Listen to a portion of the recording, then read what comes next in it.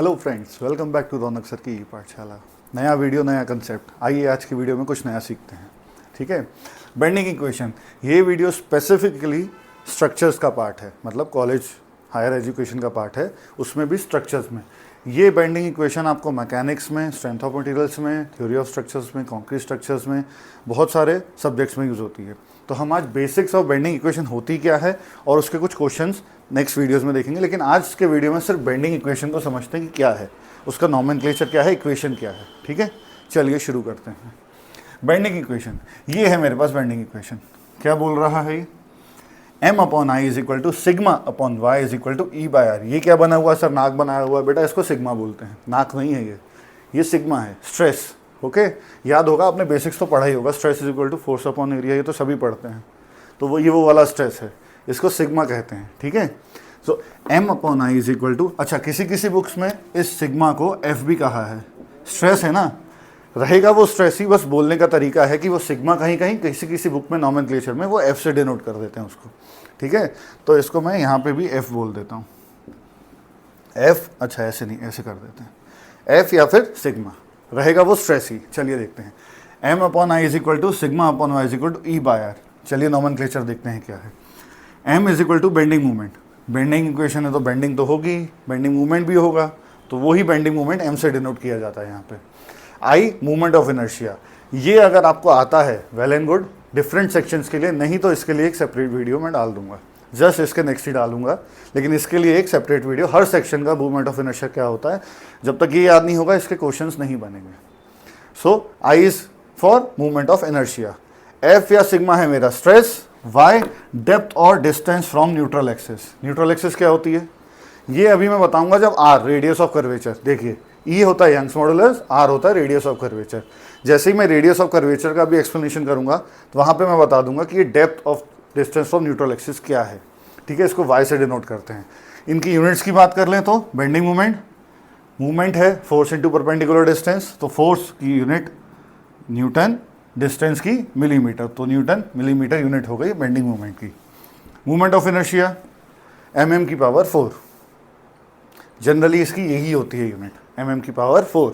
सारी यूनिट्स का ध्यान देंगे, यही यूनिट्स चलेंगी अपने हर न्यूमेरिकल में। सिग्मा और stress force upon area, force की यूनिट न्यूटन है, एरिया की यूनिट mm स्क्वायर, तो न्यूटन पर mm स्क्वायर। ये आगे देखते हैं। Depth of neutral axis, depth है या डिस्टेंस है तो mm ही होगा। E Young's modulus of elasticity, elasticity बोल रहा हूँ अभी के लिए, मैं सिर्फ यंग्स मॉडुलस बोल रहा हूँ। इलास्टिसिटी है पता है, बस अभी के लिए सिर्फ यंग्स मॉडुलस। ठीक है, यंग्स मॉडुलस की unit stress upon strain. Strain होता है यूनिटलेस, तो स्ट्रेस की यूनिट जैसे होगी वही होगी इसकी, यंग्स मॉडुलस की। स्ट्रेस की होती है न्यूटन पर mm स्क्वायर, तो यंग्स मॉडुलस की भी होगी न्यूटन पर mm स्क्वायर। बच्चा रेडियस ऑफ कर्वेचर, रेडियस भी एक डिस्टेंस ही होती है एक तरह से, रेडियस भी तो एक डिस्टेंस ही होती है, तो रेडियस अगर डिस्टेंस है तो रेडियस भी मिलीमीटर में ही होगा।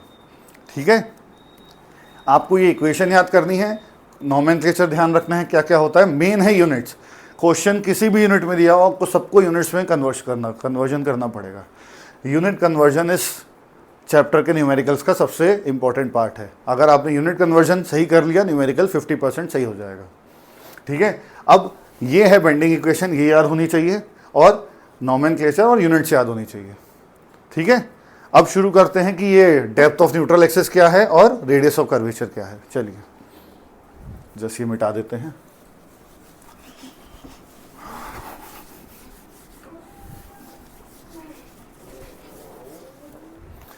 कोई भी एक बीम कंसीडर कर लेते हैं।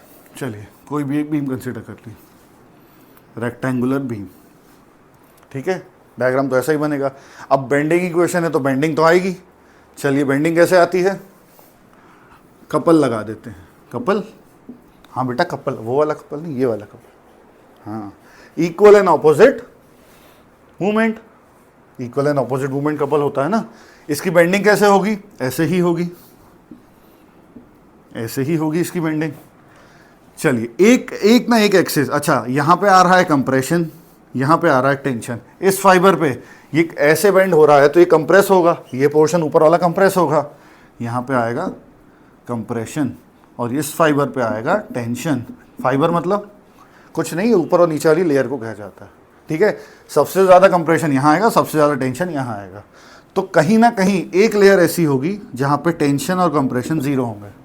उसी एक्सेस को कहा जाता है न्यूट्रल एक्सेस। नाम में ही लिखा है, इस दुनिया में आधी से ज़्यादा चीज़ें नाम में लिखी होती हैं। न्यूट्रल एक्सेस, ऐसी एक्सेस जो न्यूट्रल है, ना उस पर टेंशन आ रहा है ना उस पर कंप्रेशन आ रहा है। ठीक, अच्छा ये रेक्टेंगल था, रेक्टेंगल क्या होता है, बी इंटू डी डायमेंशंस होते हैं, तो इसमें भी यही रहेगा, ये बी कम हो जाएगा, ये बी बढ़ जाएगा। ये अभी अपना इंपॉर्टेंट नहीं है, अपना मेन है न्यूट्रल एक्सेस।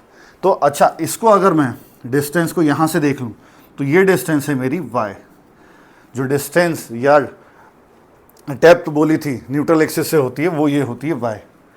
ये अभी के लिए d/2 के इक्वल है। कैसे? सेंटर से पास करती है neutral axis. Neutral axis always passes through the centre.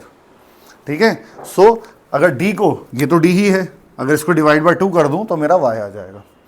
Maximum questions में जब आप क्वेश्चंस करेंगे तो मैक्सिमम क्वेश्चंस में ये दी रहेगी y की वैल्यू। ठीक है, और उस हिसाब से हम क्वेश्चन सॉल्व करेंगे। बच गया r भी देख लेते हैं क्या होता है, अभी के लिए ये मिटा दूं। ठीक है, अच्छा ये जो कर्व शेप बन रहा है, अगर मैं इसको एक्सटेंड करूं तो कहीं ना कहीं जाके ये एक सर्कल फॉर्म करेगा, कहीं ना कहीं जाके ये एक सर्कल फॉर्म करेगा, ये कर्व शेप। उस सर्कल का कुछ ना कुछ सेंटर होगा, उस सेंटर से इस न्यूट्रल एक्सिस की डिस्टेंस होती है r। क्या बोला था? Radius of curvature. नाम में लिखा है, देखो रेडियस है तो किसी ना किसी सर्कल का रेडियस ही होगा। तो ये इस सर्कल का रेडियस है, जो ये बीम बेंड हो रही है, ये जो कर्वेचर रेडियस बना रहा है, सर्कल बना रहा है, इसका रेडियस, और ये कर्वेचर जो सर्कल बना रहा है उसका radius. So radius of curvature इस सेंटर से न्यूट्रल एक्सिस की, याद रखना न्यूट्रल एक्सिस की डिस्टेंस है। क्वेश्चंस में ये भी दी रहेगी बस, लेकिन हमें पता होना चाहिए होता क्या है, इसलिए मैंने ड्रॉ करके पूरा बताया है। मेन आपको y और r ध्यान रखना है, और bending equation m/i is equal to sigma upon y is equal to e/r। इससे क्वेश्चंस अपने हो जाएंगे बहुत हद तक। चलिए आज के वीडियो में इतना ही, मिलते हैं अगले वीडियो में, इसके न्यूमेरिकल्स लेके आता हूँ मैं। Okay, thank you.